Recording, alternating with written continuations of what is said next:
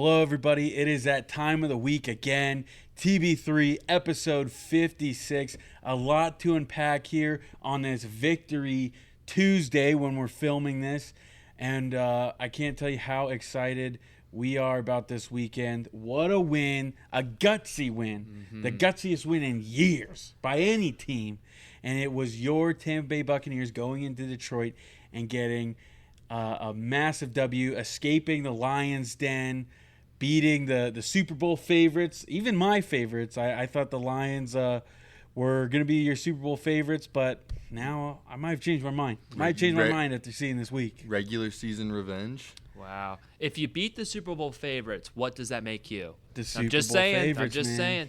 But yeah, whatever day you guys are watching this on, it could be victory. Unless you're watching this on Sunday, it'll probably still be another victory one, but it could be victory Wednesday, victory Thursday, victory Friday, or victory Saturday. Doesn't matter. The Bucs got a huge win, and we're here to talk about it. Yeah. Just love it. Yeah, like you said, I think this victory, this is going to last all the way up until their game against Denver because, everything about this game was almost perfect. What was there not to love?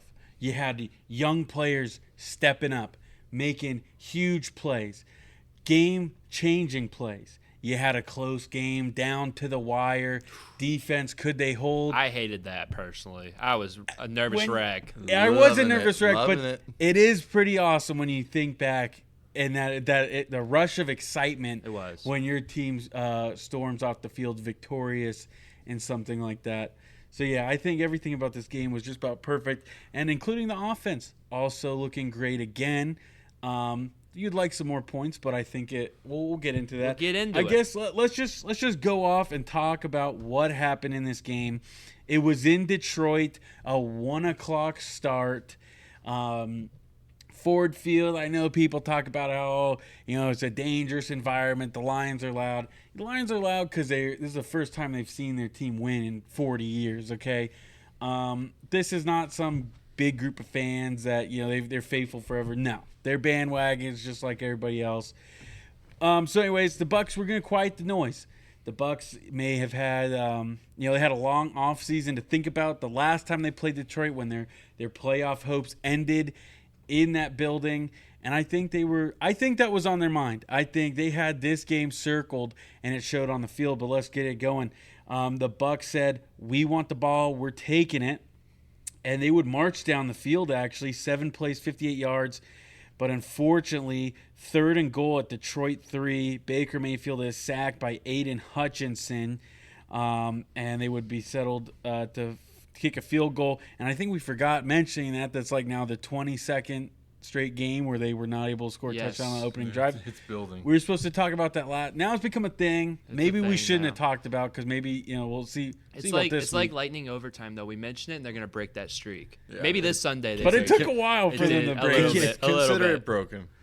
Yeah, I think we'll have some good luck this week. So the Bucs get off to a 3-0 start. You're hoping for a touchdown. As you know, the guy who gave it up, School here, he was replacing Luke Gedeke, who was out with a concussion. I was hoping he would play. I don't think Luke Gedeke, if you can hear this, we love you and we miss you. Please come back. I think he's coming back now. But so the Lions, what are they going to do? Will they score a touchdown and take the Bucs momentum away? Well, actually, it would take one play for Jared Goff to throw an interception to Zion McCollum. Zion McCollum, baby, what a beautiful play. Of course, the Lions fans are going to cry for PI. The receiver ran into him. He ran into him. That's not a missed call. It's a good no call. You can't. I'm sorry, you don't have eyes on the back of your head. The receiver runs right into him, and I'll stand on that. But the Bucs get the ball right back off of a huge interception.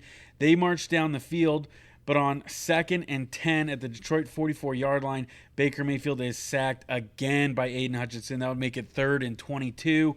Bucs try to get back some of those yards. They actually get 19 yards from Chris Godwin there. But on 4th and 3, they decided to take the points, and now they're up 6-0. Detroit then would answer back with a field goal of their own, and it's 6-3 before Detroit later on at the end of the first quarter would tie it up 6-6. But then that's when the Bucs got it rolling again. 6 plays, 70 yards down the field, starting off in the second quarter. Baker Mayfield passes deep. Chris Godwin, wide open, touchdown, Buccaneers, fire the cannons. Chris Godwin. I mean, absolutely wide open. I was listening to Liam Cohen's interview today. They specifically schemed that play for him to get wide booty cheeks open, and it worked to perfection. Bucs go up 13-6. That would be your scoring for the rest of the half.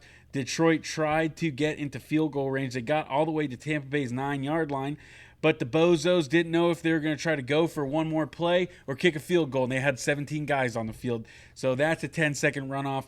The Bucs finished the first half with a 7-point lead. Enter second half. Lions get the ball first. They would go 6 plays, 57 yards, but that Tampa Bay defense is stout again and would only give up a 3, so it is 13-9. Then it gets a little scary. Bucs unable to do anything with their opening drive. They have to go 3 now, and then the Lions will get a huge drive, 12 plays, 68 yards, eating up 6 minutes of clock, and it would be Dave Montgomery up the middle for a touchdown. The Lions now take the lead, but the Bucs, they answered the bell right away. They weren't scared of the noise. They weren't scared of the Lions. They go right down the field, 6 plays, 70 yards, in under 3 minutes, and Baker Mayfield runs it in. He's breaking ankles, man. He's breaking ankles. He scrambles 3rd and 4 at the Detroit 22-yard line, scrambles for 11 yards, breaks Rodrigo's Hard Knock favorite, breaks his ankles. You know what Chris Berman would say? Whoop! Exactly. He would say that. I bet you he did on Monday night. I didn't listen, but he probably did. The longest run of Baker's career, which I can't believe. Wow. But anyways, Liam Cohen saw that and said, first and 10, Detroit's 11. Let's just give him the ball right back. QB draw. That's what Baker Mayfield did. He runs it up again for 11 yards. So 22 yards off Baker Mayfield's legs in 2 plays. The Bucs take the lead 20-16. Then we get a couple punts. Detroit gets down to Tampa Bay's 28-yard line with 10 minutes left in the fourth quarter. And Christian Eisen would come up with another interception for the Bucs defense. They would hold again. The Bucs, however, couldn't do anything with it. 2 punts later, and Detroit gets another chance. They drive down the field, but with 1 minute and 1 second left, the Lions go for it at Tampa Bay's 11-yard line, and they were not able to convert. Another stop by the Bucs. Bucs could not run out the clock because Detroit had all 3 timeouts. They actually messed up because they tried to pass it to Mike Evans, but it was bad at the line of scrimmage. So Detroit saves a timeout. They get one more chance to try to come back and score a touchdown.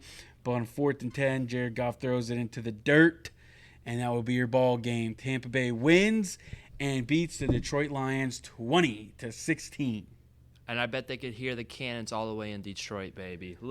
Man, what a win. What a win for the Tampa Bay Buccaneers. That was it was awesome, man. Just to see this team, undermanned, underappreciated. Everyone on the NFL countdown, they picked the Lions. Everyone was picking the Lions. Everyone didn't think the Bucs had a chance to come out and win this game in Detroit. And what did they do? They grinded their way to a huge win. It was inspiring, man. That was an inspiring game to watch as an NFL fan, even if you're not a Bucs fan, but especially as a Bucs fan, because that was special, especially from the defense. Yeah, it's just it's one of those things that gets you emotional, man, because you go into that week, you're without your starting right tackle. You get a lot of injuries at the cornerback position in week 1. You lose Bryce Hall probably for the year. Zion McCollum, you don't know if he can play. He's still concussed. You don't know at what level he can play at. Your heart and soul of your defense outside of Levante David, Antoine Winfield's out. How are you going to respond? And I think that shows the character of that team. Shows that there's leaders. It shows that there's a next man up mentality, and you kind of have to give credit to Todd Bowles to create that environment, to create a next man up mentality. It doesn't matter if the odds are stacked against us. We're going to go in there and kick your butt, and that's what they did. This is a game where Baker Mayfield put the team on his back. Like, those running plays were amazing. Like, it's like Baker Mayfield sometimes can. He can do it all. Mm-hmm. And that's why you root for him, man, because I just think with Baker Mayfield, he will do whatever it takes to win. He's a warrior. He will put the team on his back. He'll take the hits. I mean, goodness sakes, this guy got sacked 5 times. Or maybe even more. I mean, it was just Aiden Hutchinson dominating school. No, it was only 5 times. Only 5 times. Yeah. And he just gets up every time. Gets up, takes massive hits. It wasn't like, gets brought down. He's taking huge shots. But it didn't matter. I was scared for him. I told Colby, I'm like, if we go down big, like, we got to pull him out. Like, he cannot be the sitting duck out there. Yeah, he was. Joel said that when the Bucs were winning, by the way. I mean, like, we went down at one point. I'm like, if it gets ugly, like, I'm pulling my $1 million man out of this game.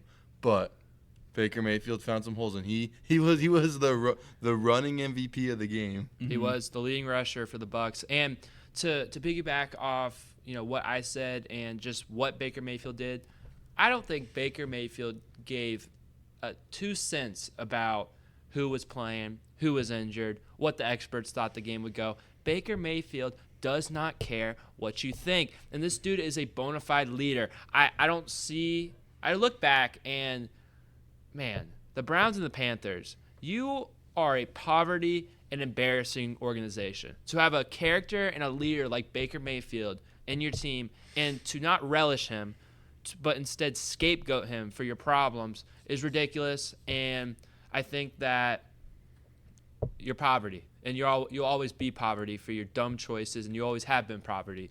You fraud franchises. And also, once I get off that rant, I want to go back to Todd Bowles, because before we get into the nitty-gritty of the offense and defense, I think Todd Bowles deserves maybe the most credit out of anyone on this team, man. Todd Bowles came up with a masterful game plan on defense.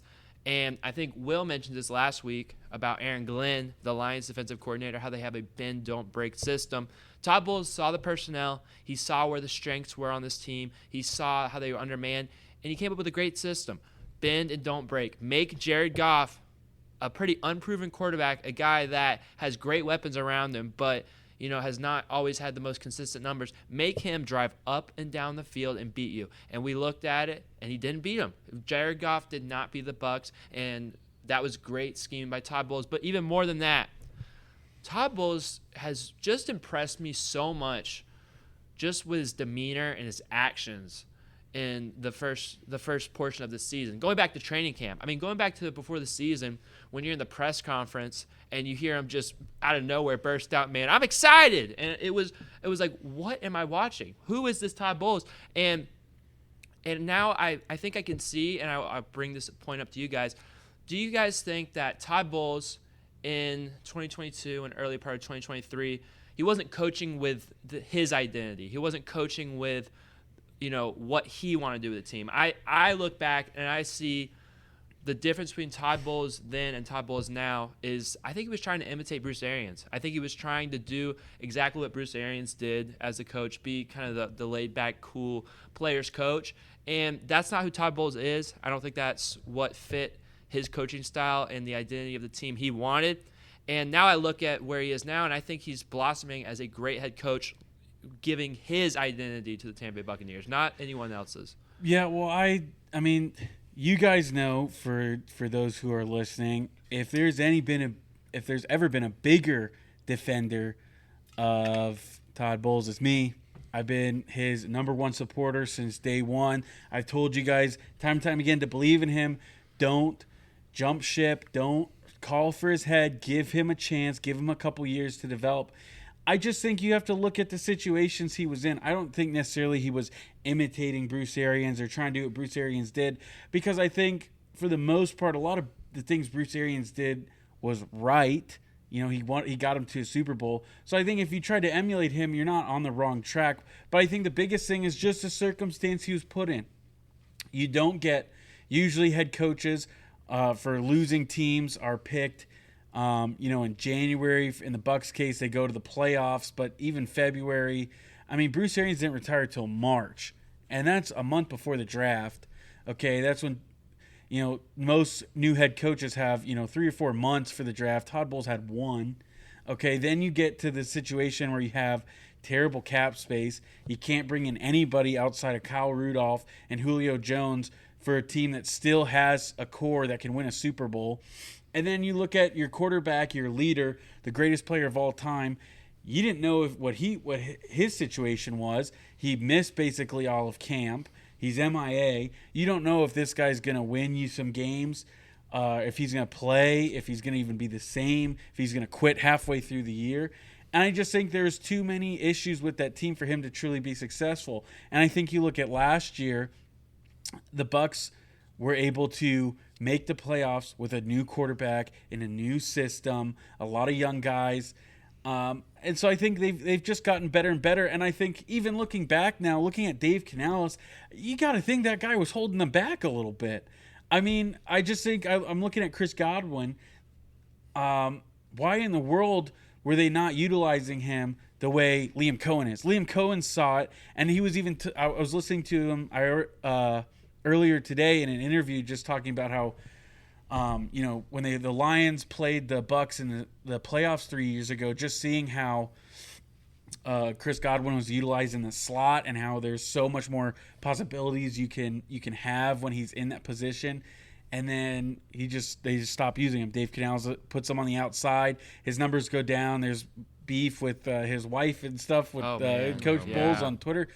So it's like, I just think even then, like, Todd Bowles just didn't have the right guys in place. He didn't have the benefit of having a good salary cap to able to re-sign guys. There's a lot of things going against him. So to make my point, like, I just think you had to give him a couple years, and now we're seeing it. Now we're seeing his coaching staff. We're seeing guys who are able to return, big free agent signings, a couple years of his draft class, guys that he's picked. Again, Christian Eisen is somebody who he looked at in the draft and said he wanted to bring him in. I know the Bucs didn't draft him, but they bring him in as an undrafted free agent. So you got to give guys a couple years. And I know it's a little hard to think that, because it's not like the Bucs were awful and Todd Bowles comes in. I get it. The Bucs were a Super Bowl team and had the best quarterback of all time, but the circumstances were not as good as people thought. Like, I think that 8-9, to go 8-9 that season was lucky. You were lucky. You were even lucky to make the playoffs that year with everything going against you. And again, that's shout out to Todd Bowles. That's 2 seasons in a row of playoffs as a head coach, and the playoff win. And another thing too, I think the third year in his coaching term, the players are finally beginning to say, okay, this is my coach. This isn't just the defensive coordinator. Like, this is my guy. This is his reputation. These are the things around us that he's built. And now all the fruit of that, as well as that, it's come forth. Yeah, I think it's finally Todd Bowles' stamp is on this team. I think this is just the attitude and the identity of this team is a Todd Bowles coach team. Kind of like what Joel said. This isn't like a Bruce Arians, Todd Bowles mix, which I think was in 2022. And it's not really Todd Bowles' fault. I agree with you. He had no time to really become the head coach, to really put his stamp on the team. And then 2023, he had to do another overhaul with coordinators and quarterbacks and stuff like that. So it's hard to really establish when you're trying to just, get everyone on the same page. You can't really establish an identity before everyone's on the same page. It's just not going to happen. So I am really, I'm happy that the Bucs were able to get hot last year in the second half, win that playoff game, give Todd Bowles a safe and secure third year. Give him all the opportunity to make this his team and make this his Super Bowl contender, and he's done that. So I will say I wasn't always like Will. I think there was points last year where I was pretty certain that Todd Bowles was not going to be the head coach going into 2024. But he turned it around. He has done a really good job with the defense. He brought in the right guy with Liam Cohen to run his offense. I mean, what a slam dunk hire. And the sky's the limit for this team in his third year. And I think as we move on to the game, we should get right into Todd Bowles' defense, because they deserve to be first, because man, oh man, Tampa Bay Buccaneers defense made a stand on Sunday. So when you look at the yardage, this looks like not the greatest performance by the Bucs defense, because the Lions did have 463 yards to the Bucs 216. But like we mentioned, that was the game plan. You look down. Lions 1 for 7. Yes, 1 for 7 in the red zone. That does not happen often. That barely happens ever. And the Bucs held the Lions to 16 points, and that doesn't happen for the Lions ever. That was the third fewest points that the Lions have scored since the start of last year, where they finally came into their own and became the Lions we know as of right now. So masterful by the Bucs defense, and I don't know what stood out to you guys about this Bucs defense. Yeah, I think, and I kind of want this to be my quote for the episode. I love what you're doing there. I love seeing that. I think it's great for the fans. But, Instagram, follow us on Instagram. Yeah, follow definitely us on follow us on Instagram. Kind of see our big quotes. But I think mine is like I want to set the record straight. Because I heard a lot of talk from even the big NFL people to all my friends who are unfortunately Lions fans. I went to school in Michigan. I don't want people to take away from this game that the Lions played bad on offense, because you are disrespecting this Bucs defense who completely shut down the Lions offense. They dominated them from start to finish. And, I mean, goodness sakes, I don't care what you say to what you did to the Lions, especially in the red zone, to stop them on third downs, to come up with interceptions, get pressure on Goff, and shut down the run game. Look at the Lions last week. They struggled for most of that game, and they get into overtime, and they just run over the Rams defense. I don't think they passed a single drive. They just run them over. That didn't happen against the Bucs, not even once. I don't even know what their longest rushing play was, but it couldn't have been that much. I mean, they completely shut them down. Yeah, and you got to give a lot of credit to these unsung heroes of the Bucs defensive line, because Kalijah Kancey, again, did not play on Sunday. Vita Vea did not play the whole second half of the game due to a knee injury. This was backups playing huge minutes, minutes is fine, playing huge minutes in this game and delivering. I mean, you got to shout out guys like C.J. Brewer, Will Golston. Mike Green was not as good, but it's fine. Logan Hall, Greg Gaines, man, what a game he had. So these guys are not household names. These are not, the defensive linemen that you think of when you think of Buccaneers football in 2024. But they played a huge role in shutting down the run game. And not only did they shut down the run game, but there was 10 quarterback hits on Jared Goff by this Bucs defense. So they didn't get to him they didn't get to Goff and bring him down, but they hit him, and they forced him to throw under duress throughout the game, and that really helped out this team, and it's what we were asking for last week when we looked ahead to this game.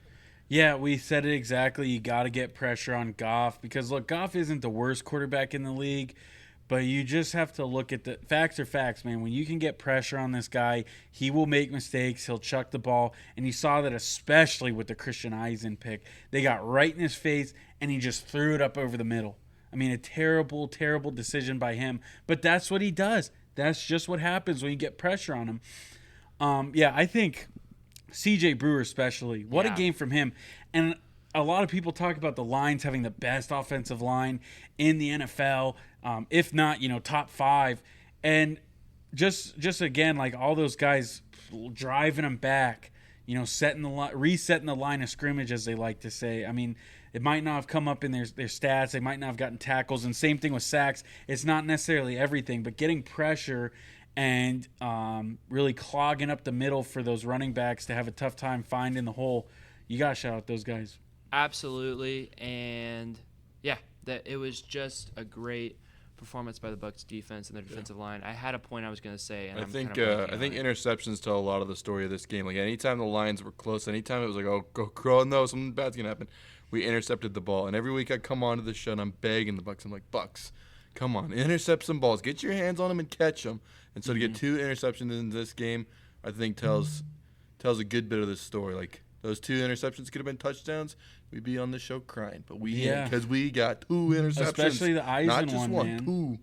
Especially the Eisen one. The Lions were poised to take the lead right back. Huge. And the Bucs were able to shut them down, and that kind of set the tone for the rest of the game, I think, as far as the Bucs defense. That gave them enough of a spark.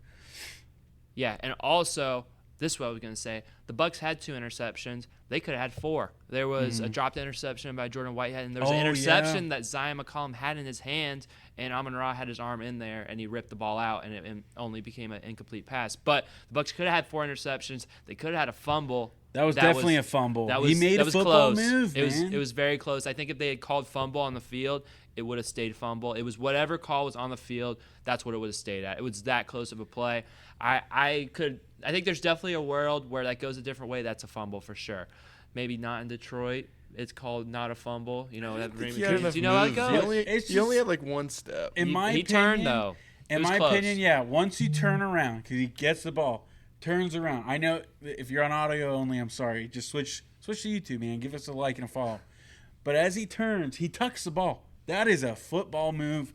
That's got to be a fumble. And I think it's gone to the point now in modern football where he's got to take like a step or two. And even then, sometimes like they don't call it. But I think as soon as he gets it and it goes into the tuck, as a ball carrier, that should be a fumble every time. I don't care if he doesn't take a step, if it's bang, bang, bang. If he can get it down, if he has the time to get it down, get it in there, fumble. I think he needs that step.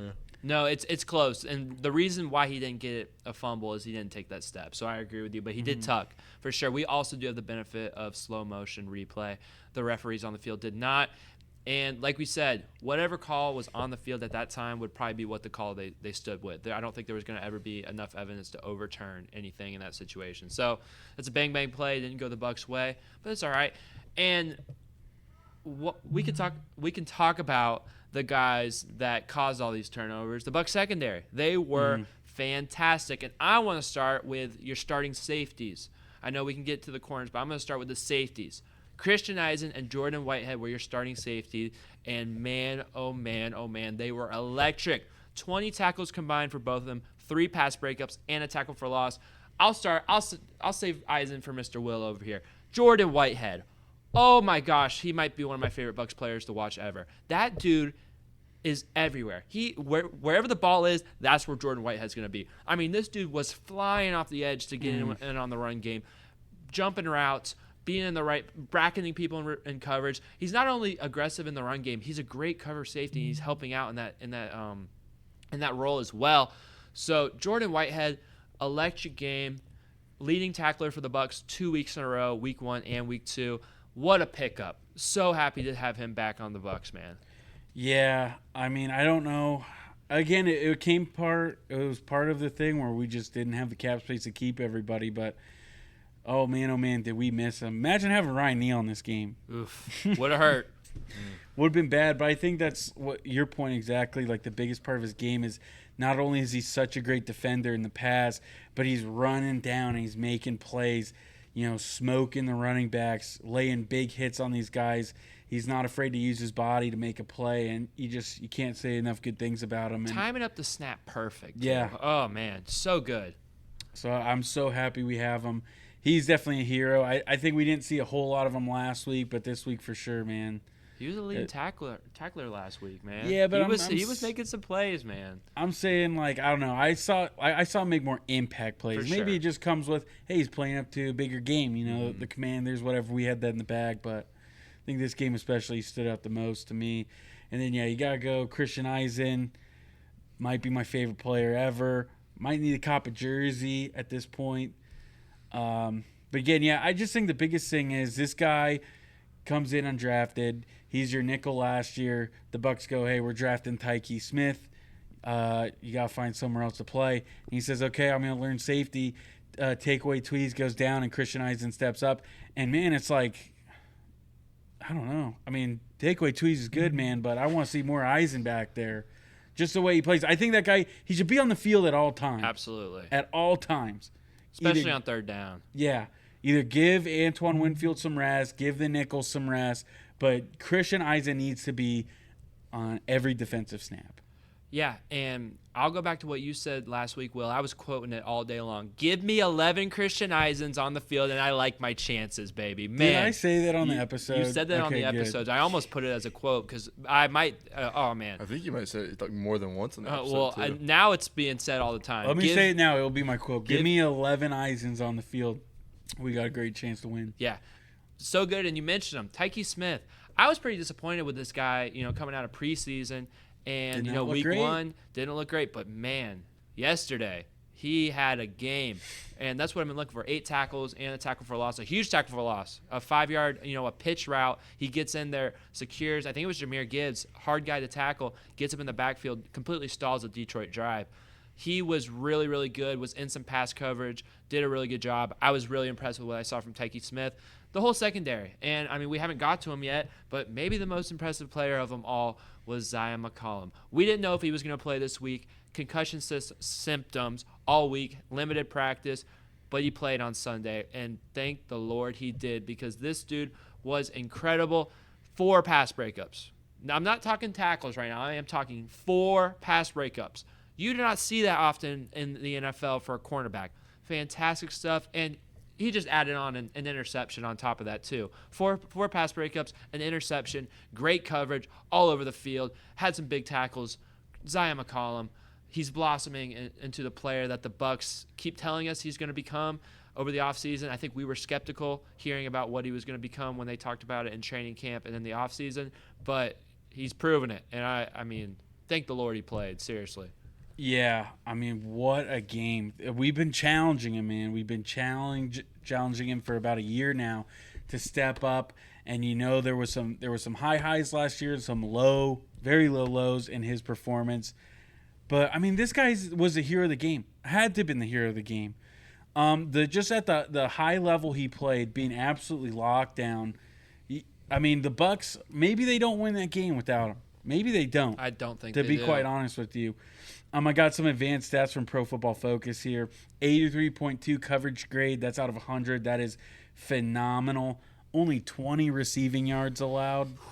And that was over 58 coverage snaps.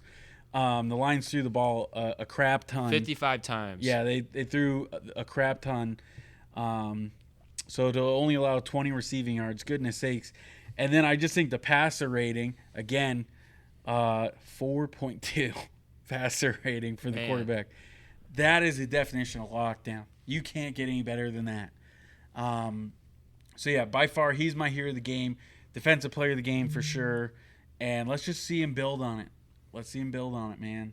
And I think it's good for him to have that confidence to keep moving forward as the rest of the season goes. Yeah, and if anyone comes to you and you're a Bucs fan, or maybe they're a Lions fan, or maybe they're a Saints or a Falcons fan, they're trying to hate on this Bucs win, and they're saying, man, 7 red zone trips, the Bucs got lucky. I would tell you this. Jared Goff threw the ball 55 times on Sunday. The Detroit Lions are never game planning Jared Goff to throw the ball 55 times. Heck no. Never. If you see a quarterback throwing the ball that many times, you know the defense has them right where they want them. And Jameis Winston in 2019. Seriously. And, I mean, Jared Goff had a 36.4 QBR. I mean, Bucs defense was fantastic. Like Will said, they did a pretty good job on the rushing game, especially Undermanned. And it was inspiring for this Bucs defense, shorthanded, but not short-willed. I mean, I can't say enough about them. It was spectacular. Yeah, it really was, and that's the thing. Yeah, they threw the ball so many times. I heard a lot of Lions fans do that. Like, why are they throwing so much? Like, what is this game plan? They were throwing so much because they really couldn't run. They really could not run the ball, and they had no other choice. That's how dominant the Bucs were. Again, get this through your head. This was not some Bucs got lucky. This wasn't the Lions just played bad. They laid a stinker. No, the Bucs dominated them from start to finish. Didn't matter. The Bucs defense played, man, dare I say, maybe the best defensive game since the Super Bowl. You can't argue with that. I mean, there's a lot of, I don't know if there's any. No, I don't think anybody would really fight you. Yeah. Considering the team, yeah, it was spectacular. Spectacular defense. Joel, any defensive notes? Any thoughts as we close and go to offense? I had a thought, and then it really slipped me bad. Man, it was good too. I don't remember. Continue on. Well, a Bucs offense. I will say, Bucs defense stole the show in this game. Oh, I remember. It's not. It's more just a blanket statement. But this game, for the side of the Lions, it felt like a Tom Brady Bucs game, where they had to abandon the run so early because they were just being suffocated. It's nice to be on the other side of that story. We treated them like it was the Tom Brady post Super Bowl era, where they couldn't run the ball. They just had to throw, and there was not much success. So that was pretty cool. Yeah. I got one more thing, too. Shout out Servace Dennis, Oh, man. yes. Shout out Servace Dennis. Great player. Another great, solid game from him. You got the stats. You want to read? I'll pull up the stats for him because I want to say he was up there with tackles, man. Yeah, 11 total tackles. 11 total tackles for him, 6 solo.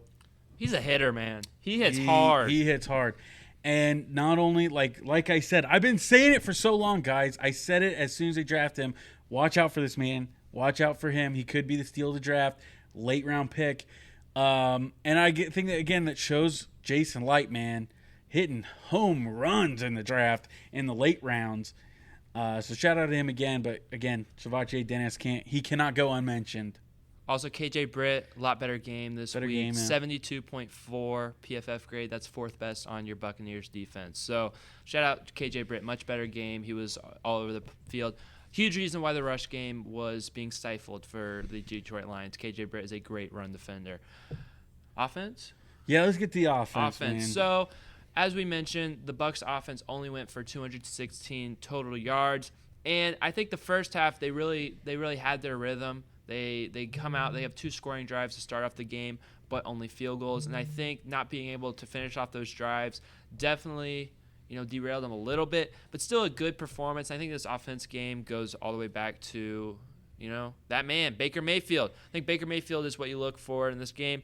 He had 185 passing yards and 34 rushing yards, a touchdown. Running and passing. He did have an interception, but that was a little bit of a miscommunication. But I think Baker Mayfield, he really put the team on his back, not only with his stats and his throwing, but kind of just based on what the Detroit Lions did to this Buccaneers offensive line, especially Aiden Hutchinson. Baker Mayfield had to avoid a lot of pressure and navigate the pocket fantastically, and that's what he did.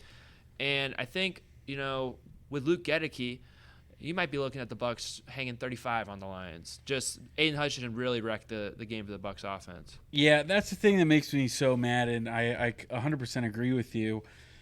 Justin School played a terrible game. He did. I hate to say it. We got schooled. Good one. Yeah, Yes! He was bad. And listen, I'm not a big Aiden Hutchinson guy.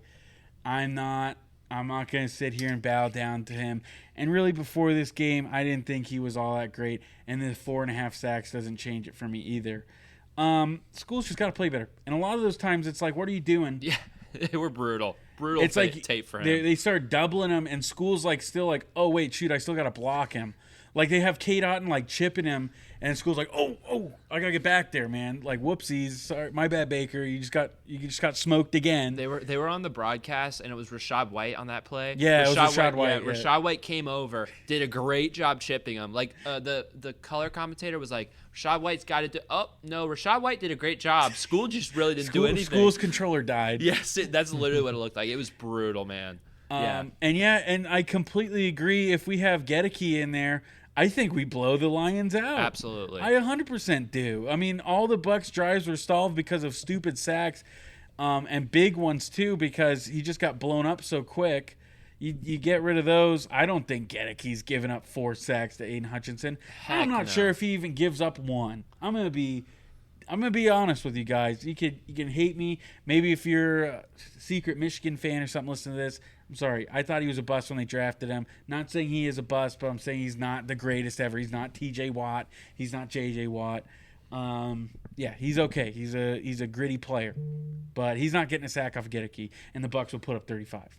Yeah, and I guess a question for you guys is, I think Luke Gedeke should be back soon, but if for some reason another symptom shows up and Luke Gedeke has to miss some time, would you guys consider moving Graham Barton to be the right tackle? That's a position he played in college, and having Robert Hainsey slide back in being your center again until Luke Gedeke comes back, because I do think Robert Hainsey is your best backup lineman out of all of them. But I would rather have Hainsey at right tackle. I Interesting. know. I just think Graham Barton's your center. He's a rookie. He's playing great. Let it be. You have to let that be. I don't know if Hainsey can get out there. We'd have to see. Maybe. Let's see what Elijah Klein's got, man. Yeah, honestly, yeah. I would. Them UTEP boys, man. They come from nothing. He was a guard. He's too, right hungry. I don't think you can. He's a guard too. I don't think yeah. you can do that early in Graham's career. Like that would shake Yeah, him. and I think maybe just for confidence sake, you throw school out there again. Because I mean, if I played that bad, I'm like hiding. I'm going in hiding. Like I'd be pretty upset with myself. Again, you're on national TV getting embarrassed. I wouldn't show my face to Baker if I played like that. If I'm Justin I Schoolman. would But take Baker Baker out to dinner. I would take him out to Burns. Yeah. You know, and go up to the dessert room too. Yeah. Yeah, for sure. Yeah. But yeah, I think maybe for confidence sake, you throw him back out there. Maybe he goes, okay, they still believe in me. You know, let me go. Because I'm not scared about Denver, man. No. And that's super in. That could be a confidence boosting game. It could be. That's for super sure. in Todd Bowles' like playbook as well. Like how many times are we like, stop playing the guy? We know you're friends with him, but you got to stop playing him. So I just think they have nobody else. That's the problem. They got nobody else to play tackle right now. Yeah, for sure. Make sure Gedeke is healthy for the long run, not for the Broncos game, because we're gonna need him. I think all these guys, if they can't play versus Denver, you'll live with that, and you hope that your remaining players are enough against one of the worst teams in football, as opposed to throwing them out there and risking them getting re-injured. But yeah, Joe, there's nobody else to put out there. School is the only backup for Wirfs and Gedeke. yeah, I mean Todd Bowles will put him back out there, and it'll be a moment where he's like, coach has trust in me. I'm gonna go give him my best. That's what I'm saying. And then they make a movie about it. But yeah, I like Elijah Klein, man. Give him a chance. I'd like to see Give that. him a chance. Anything but School, man. Let's switch it up if this has to, or maybe School. Let's just switch up your play. Let's play a little bit better. Maybe he's a little rusty, even though he probably played in the whole preseason. Never mind. I don't know. I'm trying to throw this guy a bone. Other offense, I do think I will raise a concern is the Bucs rushing game. It was not the Liam Cohen rushing attack that we are accustomed to. They only ran for 70 yards in this game, and 34 of those rushing yards were by Baker Mayfield. So what did you guys see on Sunday that maybe contributed to the lack of rushing game? Is it something that will continue for the Bucs, or was this Lions scheme, yada, yada, yada? I think it was the Lions scheme, and I think it bit him in the butt because I think they disrespected Baker Mayfield. They disrespected the Liam Cohen's offense. And I straight up thought that they went into that game thinking if we take away Tampa Bay's ability to run, Baker is not going to beat us with his arm. But Baker's him. He's a warrior. He'll do whatever it takes. And he did that. And you got to think about it. I mean, the Lions have a really solid defensive line. They got DJ Reader, Kai Wingo, Aiden Hutchinson, Marcus Davenport, who wasn't he a former Saint? Sounds Maybe. right. Yeah, but so they got a solid D line. Like, they were gonna give you some troubles in the run game. That was pretty evident. And I wouldn't necessarily say like, again, I think School had a big part, probably not playing well. But I just think that was the Lions' thing. They were going to take away the run game and force Baker to win with his arm, and he did that. I agree. I think that was my first thought as well. Like overcompensating in School's position caused the running game to take a little bit of a hit. Yeah, a little bit of that. And I do think the Lions had a lot of people in the box. I agree with you, Will. There was a lot of people, and a lot of these running plays were blown up by the linebackers being in the box. And you saw Liam Cohen adjusted, and he threw it right over their heads to Chris Godwin in the slot. So I think that was definitely Lions' scheme. I think as we look forward to not only the Broncos game, but you want to see the Bucs rushing attack get going against a good team, because you see it get going against the Commanders. We did say underrated defense, but still, you see it get going in the preseason against the Dolphins. Even if you see it get going against the Broncos, you want to see it get going the following week against the Eagles, or the following week against the Saints or the Falcons. Which, man, Eagles. Yeah, you might. Yeah, You might have a great rushing Yeah, game that is because fair. certainly Yeah, that's all the Falcons did. I almost lost. Dijon Mustard. Yeah, I almost lost in fantasy because of those idiots. I needed Kyle Pitts to get me 3 points, and they did nothing but run. And thanks to Saquon dropping that pass, the Falcons got that game-winning drive. And Kyle Pitts got Kyle on that Pitts drive. got that third catch, and I Wow. won. Crazy. I had a crazy week in fantasy. I just had a bad week, man. Brutal. But yeah, You had one good part of your fantasy week. I did. Sucker. Well, can we just brag that we all three made it to the semifinals? We're talking about in baseball fantasy. Baseball fantasy, yeah. So hey, if that's an indicator that we know ball to you guys, take it and run. We know baseball. Yeah. Back to Bucs. Chris Godwin. We have not said his name. What a guy. 7 receptions, 117 yards, a touchdown, a 90 grade on PFF. Chris Godwin is going to have a career year, and I'm all here for it. Yeah, contract year or not, he's going to have a great year. And I just think, as again, like I said earlier, shout out to Liam Cohen for taking advantage of this. And I think that's a good problem you have, is like a lot of people might go, well, Mike didn't really get targeted that much. What's up with that? No, the Lions took him away. And if Chris Godwin is open, that's a bad thing, because he's also a very good receiver. And when you can get McMillan on board, he did have a very big catch that they were scheming up for the entire game, I guess, and they finally were able to get it towards the end of the game. McMillan had a big catch, and you get Trey Palmer.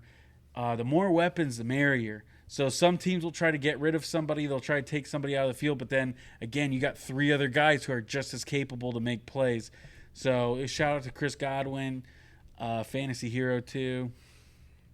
Yeah, I love it. Yeah. I love it. Yeah, for sure. He's a dog. Had a great game. Mike, not worried about him. They were taking him away, and he still got some catches. Had one of those drops early on in the game where it was like, Mike, I see you one hand with a dude hanging all over you, but you can't catch the wide open slant. Like that's the most Mike Evans thing ever. He confuses me sometimes. He's got the problem where it's like if he's too wide open, he's gonna drop it. He's got stage fright. Maybe, yeah. He needs to have like 3 guys grabbing onto him, and then he catches it. Freak he is. I forgave him pretty quick on that one because he wants to be cornerback. I'm like, okay, I can forgive you for that one. Man, you're pretty cool. That's still a crazy story. One more note on the Lions game. Got to give some shout-outs to the special team and Chase McLaughlin. Chase McLaughlin, did you guys know that he has the highest percentage in NFL history out of any kicker in kicks that are 50-plus yards? He makes 83.9% of kicks 50 yards or more. First in NFL history. Yeah. Wow. Money McLaughlin. He's back. Money again. Oh, he's money. Maybe he just was, he just wasn't feeling in the preseason. He's a little tired. He's an adrenaline junkie. He's the Jose Siri of baseball. He just wanted to scare us all, and it's like, oh, it was fine. We're good. I see where you're coming from. It's Money McLaughlin. I see where you're coming from, but McLaughlin is so much better than Jose Siri, man.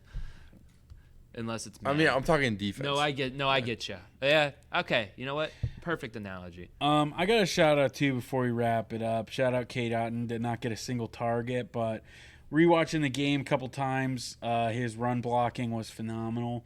Something that doesn't show up. He was able to help out a lot, especially with school, and then in the run game he actually did quite a good job. So gotta give him credit as well. It's just not tight ends years this year. He's gonna break through. I think this week Kate Otten's gonna have 50-plus receiving yards. I hope so. I think he will. I think this is a big week for Kate But like Otten. every tight end, man, outside of Isaiah Likely in the first game of the year, it's like Brock Bowers. Bowers did have he had a good touchdown catch. But like Laporta. Yeah, he got locked Buns, up. Kelsey, Kittle, Pitts. Andrews now. Mark Andrews, yeah, where are you? Yeah. Hunter Henry was like the best tight end this weekend. He's Chargers now? Patriots, I think. He's still on the Patriots. Mm-hmm. Okay. He was the Chargers. He was. Yeah. Patriots. I didn't know if he was still on the Patriots. I feel like he's been there for sneaky long. Hunter Henry on the Patriots. I don't know. Bucs Broncos preview? Yeah. The Bucs are at home once again. Second time in 3 weeks. We love home games. Early in the year, me personally, I like them because I want away teams to feel that heat and humidity. It is absolutely brutal. So the more home games at the start of the year, the better, in my opinion. As long as that doesn't equate to a bunch of road games like, I was about to say we have snow. 4 out of 5 between Thanksgiving and Christmas on the road. See, which stinks, Snow games, but, baby. Yeah. Our home field advantage is that blistering sun. The Bucs did win in Lambeau last year in December, so they can do anything. Mm-hmm. Yeah. Bucs own the Packers, man. But yeah, your Tampa Bay Buccaneers are at home 1 p.m. against the 0-2 Denver Broncos, who in this last year's draft with their first pick took Bo Nix out of Oregon, Mr. Highest completion percentage in NCAA history. The Broncos, a struggling team this year. They look great in the preseason, but when we look at this team in their first 2 games, losing a tight one in Seattle, but then last week looking absolutely abysmal to the Steelers. What can I say about this team? You got Bo Nix, of course. So also too, his stats, like, he just can't throw the deep ball. I think he has like 1 completion of like throws 15 yards or more. So that's something to look out for. You got a running back group with Javonte Williams and Jaleel McLaughlin. Javonte Williams, he's had some good seasons, but this year the leading rusher is Bo Nix. I think last game was against Pittsburgh, he led their rushing game with 25 yards. So that's absolutely terrible. They got Cortland Sutton, wide receiver, Marvin Mims. Those are your 2 guys to watch out for. Josh Reynolds. Defense, Zach Allen. He used to play with the Cardinals. He's kind of fallen off. DJ Jones, solid interior guy. And then you got all-pros Pat Surtain, their best defensive player by far, probably best player on the team. Absolutely. He could be a Hall of Famer one day if he continues to play like he does. And then they got a white corner, Riley Moss. He's a starter. True. They got a white corner. So that'll be interesting to see. Look, I think the keys to the game, obviously, is win like you're supposed to.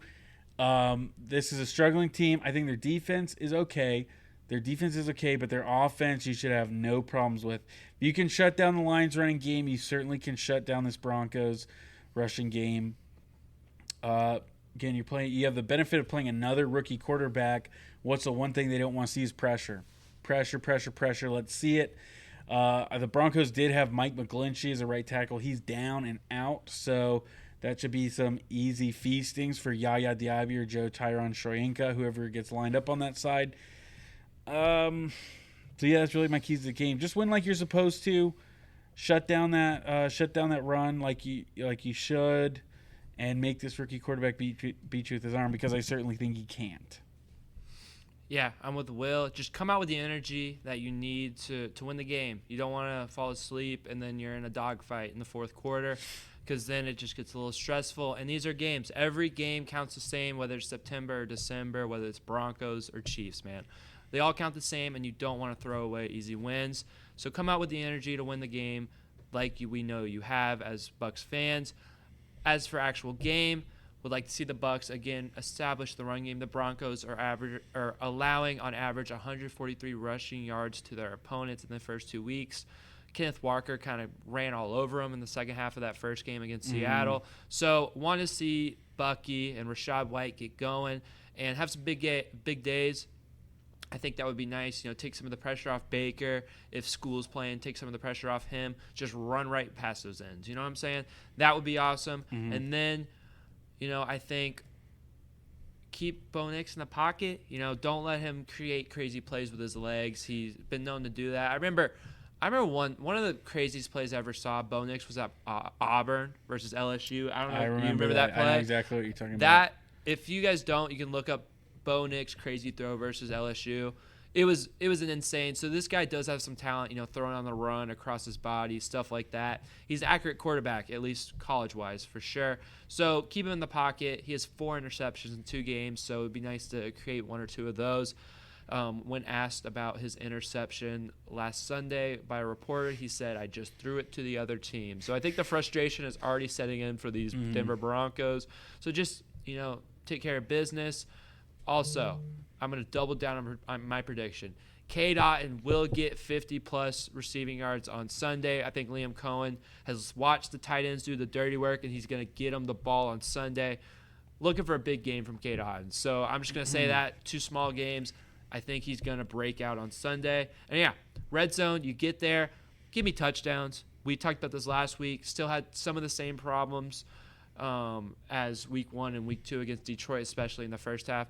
Finish your drives off with touchdowns, and I think we will be just fine to go 3-0 on Sunday. My key to winning the game, I know Sean Payton hasn't been a coach in the NFC South since 2021, but I'll say this for the sake of the defense. Be quick to adjust in the event that he has any keen clues on anything that we're doing. And I think we'll do that fine. I'm just throwing that out there. Just remembering that Sean Payton has been around the block. I think we're going to win this game 31 to 20. 31 to 20. All right. Yeah, I think the Bucs do what they're supposed to do. I think this is going to be a blowout. I'm thinking somewhere in the ballpark of 42-21. That's what I think. Okay. Big scoring for the Bucs. I think they put on a show. It would be really nice to give Sean Payton a butt whooping. That'd be I would awesome. love that, man. I'm surprised he's still their coach. I had to confirm it just before I said something think like the that. game has passed them by. I think Yeah. once you quit like that and you take even as little as a year off, the game gets younger, faster, smarter, and you look at what he's done in Denver, and it hasn't been pretty. So If you retire from coaching, then you go on TV, stay on TV, man. It never Exactly. works out. Urban Meyer, Sean Payton, probably other guys. Nick Saban, if he ever tries it, don't do it. He's not. That'd be crazy. That would be crazy. When he goes and coaches the Florida Gate, okay, never I was mind. going to say, wouldn't you, I think we'd all be excited if you went to the Gators. I would be thrilled, but it's not happening. 38-20, the Bucs win this game against the Broncos at home. I think they take care of business, and I think it'll be a fun day for the crew in Raymond James. 1 p.m. Fox You'll on have Sunday. a correspondent there. I'll be there. You will be there. It's a Ray J type weekend for you, Will. I'm gonna be there. Might as well just Camp out. sleep out in the parking lot. Saves me, dude. Parking on last Sunday or 2 Sundays ago at the Bucs game was $50. Oh, my God. That's ridiculous, I think guys. you're going to Come have on. to find another spot. You might need to go on Craigslist and find I somebody, think I'm like, just posting gonna- their house for, like, parking. I'm gonna just park at International and walk. They That's a don't good check. idea. That's a good idea. Nobody looks. I'm just gonna park there and walk. I've parked at that park, too, on Hines. It's like Alfazar. Don't give TV3 listeners our ideas. I want anyone who listens to the show, I want them to get discounted parking. Yeah, because it's ridiculous. Tell people that TV3 told you where to park. Yeah. Yeah, like I said, dude, Yeah. the worst was the playoff game. Remember when it was prepay only? It was $86. Yeah. And we paid for it for sure. No. I know. That was crazy. We dodged a bullet there. I don't know how that broke worked the out. system. We glitched in there for sure. Yeah, so 1 p.m. Fox, get out to the game, support your boys, sell it out, make it look red and beautiful, and boo Sean Payton when they're smoking them. Sounds good. Rays baseball. Oh, man, Rays baseball. We are almost done with the heckin' the HE double hockey sticks that was 2024 Rays baseball. Yeah, I thought the season was over already. I didn't know they were still playing. Man, these Rays have kind of sucked the life out of us. Hey, live score update: 5-2 lead over the Boston Red Sox. Yeah, Brandon Lau hit a huge home run. Junior hit a home run. Yeah, and Lau and Siri. And both lows. Lau 4 home runs tonight. Holy moly! They're doing it for the home crowd. Let's go, boys. Thanks. Hey, there's still a chance. There's Hey. what, like 12 games or 11 games left? I think there's 12 games. 11 after this one, and they're 8.5 back. I thought there's 6. No, they've increased their. Are you sure, dude? I swear I checked it today. No, there's 6. You're right. I Okay. apologize. I was like, dude, how did I checked it on the way home from work. I was like, there's no way they just dropped 2.5 games in a matter of minutes. Yeah. So the Rays, since we last recorded, we caught all the Philly series. They were swept in Philadelphia. Just a brutal series, some heartbreaking losses, and some hijinks that really didn't make me happy. But they went to Cleveland to face the Guardians for a 4-game series in Cleveland, and they split in typical 2024 Rays fashion. They would win the first 2 games and then lose the second 2. So, fellas, what are we looking at from this Rays series against the Guardians? Yeah, it's kind of been the same old story. You start off hot, you get a couple of wins, you're facing the number 1 team in their division, and you let them bounce right back. You let them bounce right back in 2 games. It's just been the story. Too much inconsistency. That's been the big thing. I think Kevin Cash said it best. Like, do you see what he said?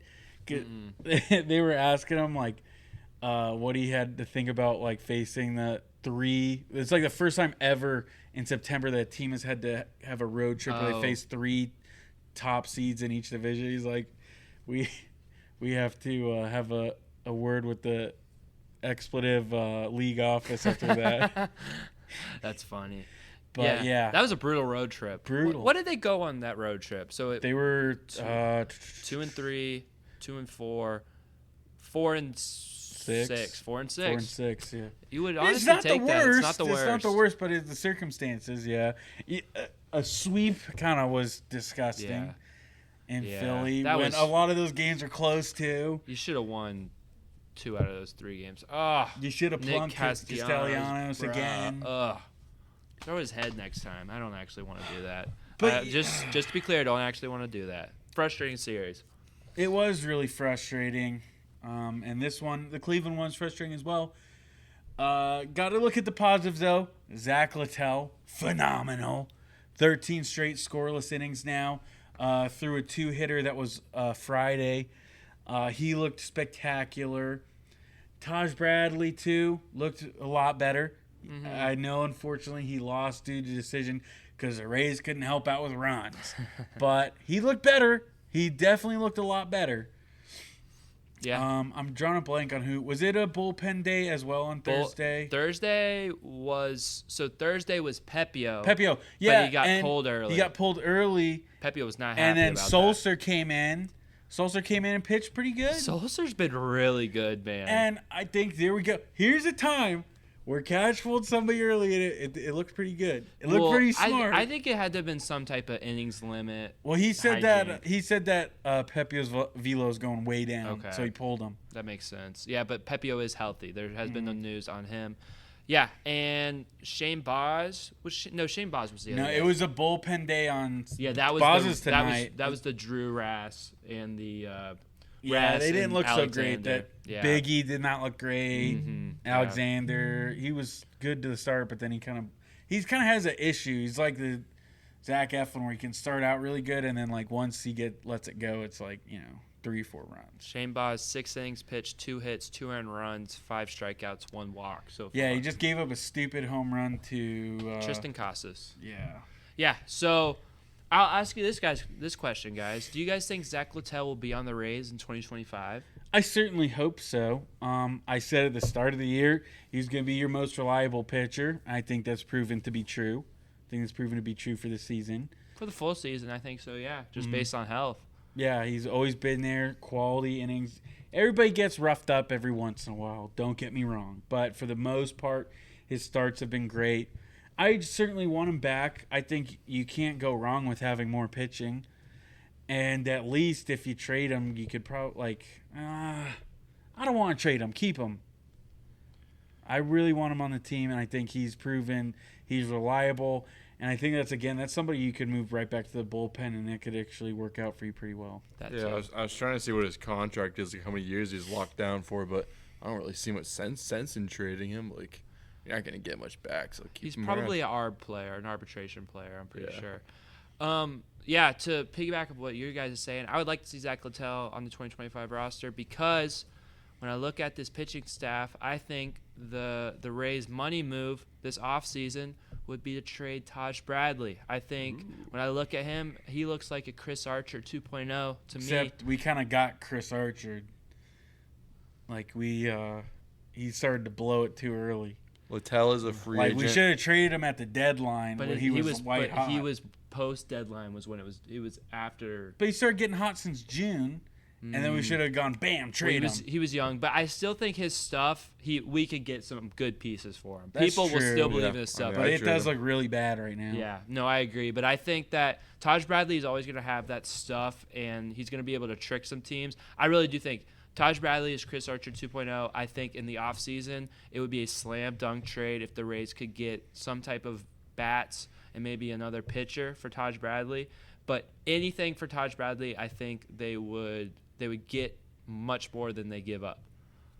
Mhm. I would like to So- see that. Littell's a free agent after the 2026 season, and I'll say this: I would hold on to Taj Bradley until the deadline of next year. Hope he builds up a good resume for the season, and then you get a desperate team and you flip him. Yeah, but my only thing is, if we can trade him in the offseason, we could actually get a bat going into spring training that could bolster this lineup. I mean, that would be huge. There's got to be a team that has a bat that they have a prospect coming up for or something like that needs pitching. That Taj Bradley stuff. Rockies. Maybe. If we sell him cheap, though, I'll be upset. No, for sure. We got to sell high on him. If we're not going to sell high, we might as well keep him and see if we can get a full season out of what we saw in July out of him. Because, at worst, he's probably your 5th starter next year. Because I saw today, Shane McClanahan was throwing live BP. So Sugar Shane is coming back very soon. I just had an update from the most awesome reporter, Trisha Whitaker herself. She texted me personally, obviously. Sorry, boys. We have connections. But in all seriousness, she says on this tweet, Pete Fairbanks is improving, but he will not be back this season. I think we all kind of expected that. Hoping he has a full and healthy 2025 coming out. And then also Richie Palacios is starting his rehab assignment in Durham, and he will likely be on the last Rays road trip of the season. I've been missing Richie, man. I think him going down was a big blow to this lineup. I think he really could have helped them down the stretch, at least get more base runners. I miss Richie. I love Richie Palacios. And then also Jeffrey Springs met with a doctor for an MRI, and it looked awesome. Very encouraged, very clean. However, he will not return this season. They will have him healthy for 2025, where he starts his Cy Young campaign. Which will happen. For sure. But, yeah, that's your injury update for the Rays. And, yeah, and like I said, Shane McClanahan is throwing live BP. You'll have Springs next year. Don't know exactly where Drew Rasmussen is going to be, but he's kind of blown me out of the water with how he's looked in the reliever role. So it's given me a lot of hope that he can come back and pitch for, be a starter next year. So I kind of was giving up on him because he's had so many major arm surgeries, but he's looked amazing. So I think he could really be a starter next year. You'll have Shane Baz, who looks like one of the best stories of this season, pitching over 60 innings, having ERA in the 3s most likely.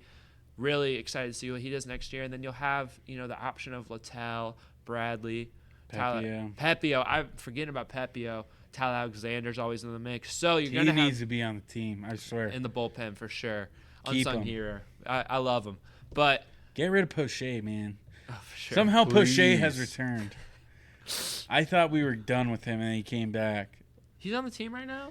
Mm-hmm. Wow. Crazy stuff. But, yeah, one of these pitchers is probably not going to be on the team, so it's all about what can the Rays get for one of these guys? Who makes the most sense to move?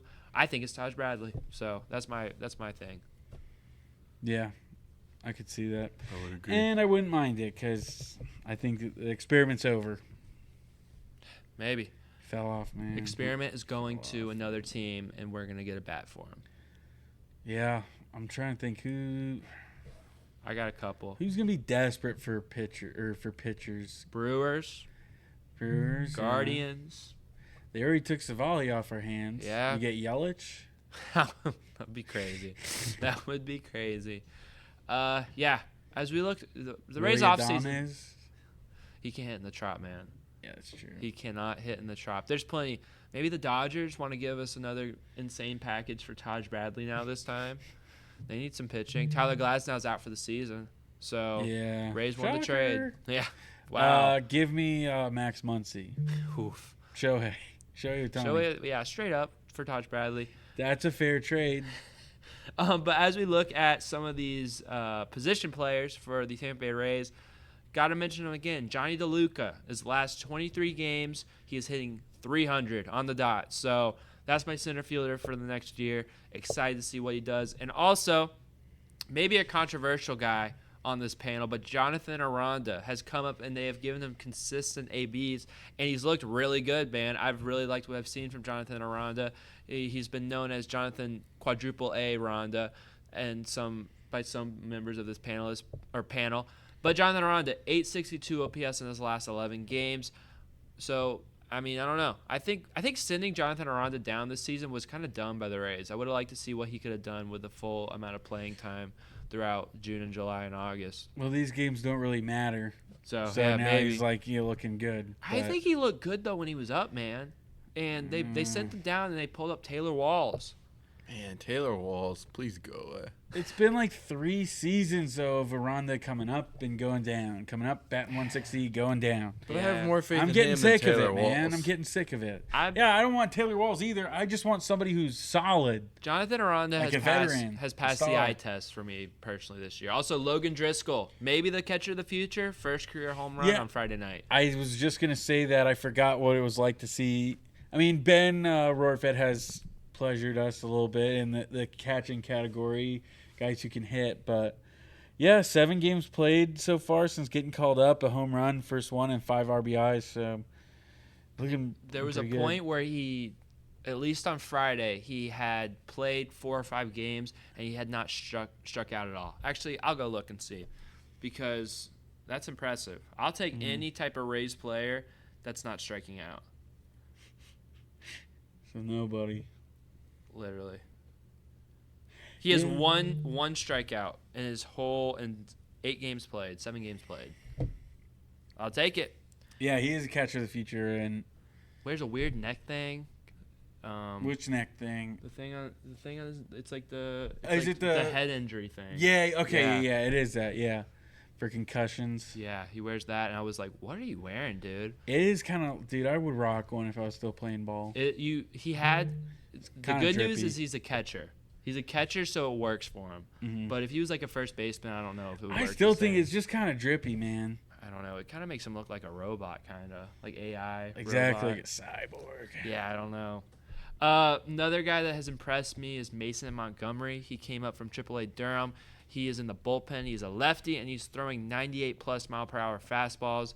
He has a 1.8 ERA, 8 strikeouts, 4 walks in 6 games. So this could be your lefty guy coming out of the bullpen, another Garrett Clevenger type pitcher who's been pretty good this year. So like what I've seen from Mason Montgomery. Mhm. That's about it. Yeah. There's always a chance, man. I still gotta believe. I'm still holding on. We're done, but we're not done. You could win 11 straight. And you look at the schedule. Wow, Shane Boz gets through 7 innings tonight. Yeah, good for him, man. Man. You look at the schedule. The teams are ahead of you. Boston, Detroit. You play Boston, 7 times? 6 times? 6, yeah. 5 more times after tonight. You play Detroit 3 times? Blue Jays. So the schedule finally got easy again. Yeah, I mean, Easier. you should sweep the Jays. Last homestand of the year, I'm pretty sure, ain't it? So make sure you fill out the trop. Last home game is Sunday. Handle your business against Boston if you want a chance. And just anything can happen. These teams are losing. A lot of these teams are playing each other. Seattle, Minnesota, Kansas City, even Baltimore, they're losing a bunch. Excuse me, sorry. The Rays have a chance. They would have to win a lot of games, but they could do it. You're not playing a bunch of tough teams. You have a chance. I think you get Baltimore one more time too, don't you? No. Oh yeah, you don't. I'm sorry. I looked at the schedule wrong earlier and I made sure not to make the mistake, but I did anyway. So yeah, you're not playing anybody tough. You should beat the Red Sox. You should beat the Tigers. You should beat the Jays. Come on. You could still sneak in somehow. But you got to keep winning games. Well, it sucks because it's like if they had played any better in September, they'd really be in the thick of it right now. But they didn't. Yeah, that's 100% true. But hey, anything can happen. Think of Moneyball. After tonight, there's only, I think, 11 games. 11 games. Yeah, that's sad. I'm not ready for baseball to be over. I am, at least for the Rays. I'm excited for playoff baseball. Won't involve the Rays unless something crazy happens. But Man, and that's the thing. If they somehow sneak in, how they're sweet it winning will it all. be. How sweet it would be. Even if they get embarrassed if they get two wild in, card games, they're going to be so hot that they're going to win at least a series or two. maybe. They might use all their hot to get in. And No. get cold. If But they hey, get they're in, starting off on the right track with a win tonight. don't jinx it. We're still 2 innings away. 2 innings away from a win. The Rays have blown worse leads. It's true. Bigger leads. Maybe we're changing it, though, because we're filming. They normally lose. Here we go. They're getting a win. The curses are broken. All right, so speaking of looking ahead, the Rays have 2 more games at home against the Red Sox and 3 at home against the Blue Jays. in these 5 games. Will, what's your record prediction? 4-1. Give it to me. All right. Give it to me. The playoff. You'll get back to 500, or you'll be one game below 500 with that, but you'll be close. You'll be a lot closer, especially you'll probably hop Boston. Give it to me, please. Joel? This team, for the world to continue existing, this team has to get back to 500. So, give me 5-0. We're not getting to the playoffs, but we got to get back to 500. I'm saying 5-0 too. I Gotta believe. get back to 500. Home dome field advantage, last homestand. You got to believe. And What's the scores looking like? Who's hitting a home run? I think that more junior home runs. Junior Caminero, home runs, bang. That's a good one. Hey, Giants up 4-0 on the O's right now. I don't think we're catching the O's. Yeah, they're out of our reach. Hey, a loss is a loss. We're looking for number 3. The number 3 Yankees spot. can beat up on the Mariners later tonight. Padres, hopefully they can beat the Astros.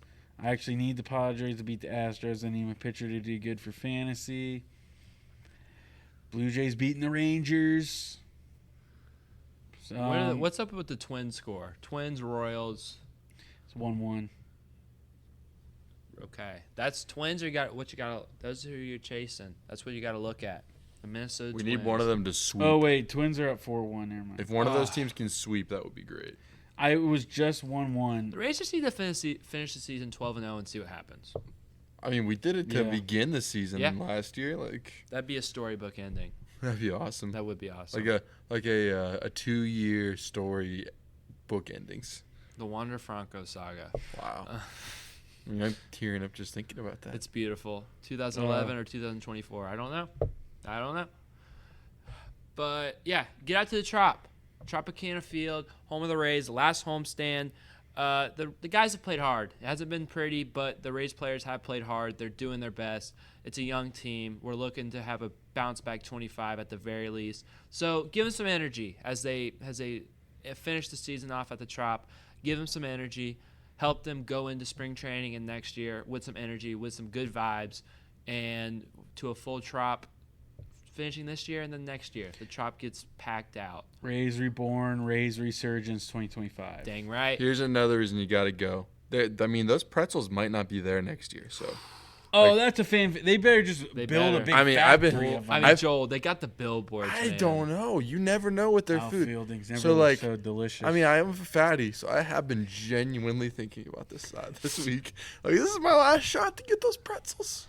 I don't know if I can make it to a game, man. I can't, and I'll admit it on the show. I can't, and I'm not gonna be able to get any pretzels. I think I'm gonna try to go Friday just to get one more game in. I wish they would. I want to go Friday. I'm just so busy. That's like my only day off. I understand that.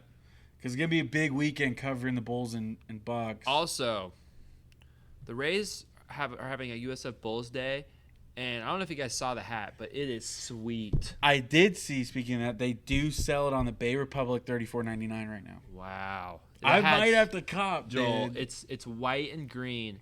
TB, and then it has the Robo Bowl on the side. It is a sweet hat. I can show it to you right now. It's an awesome hat. Wow. It's one of the better hat giveaways. Wow!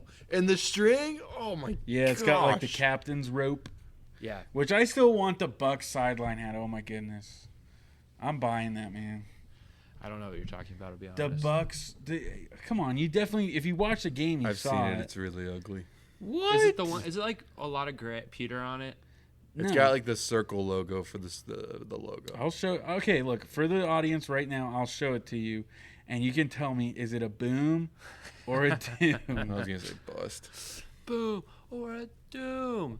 While he's cooking this up, comment down. Oh, that's a doom, man. I'm Oh sorry. my gosh, how is that it's so ugly? That's a ugly. doom. How is that ugly? Look up Bucs sideline hat. It's a doom, guys. I'm Okay, so but sorry. you got to look at the right one because look at their other one. Comment down below if you like the Bucs sideline hat. Comment down below what your Bucs score prediction is for their game against the Broncos. That's their other sideline hat. That's a doom. Also, is that plaid, bro? Yeah, this is their crucial catch one. It's disgusting. Ew. They're all bad, but that might be my favorite. Really? That one's The got colors some, are cool. That one's got some like Miami vibe to it. I like it. Dude, they have cool what is that? Crucial Catch shirts, but they like sold out immediately. All right, these guys are going to talk about hats. I all love night long. gear. We Gear, love gear, gear. gear. We're trying to keep the episode under hour 20. Yeah. All right. Subscribe on YouTube. Comment your Bucs score prediction. Wow. You're a traitor. You just called them the Yucks. I said Rucks actually. That's not what I heard. Bucs score prediction down below. Subscribe on YouTube. Like the video. Follow on Spotify. Follow us on Instagram. Follow us on Twitter/X. And have a good night. See this? It's so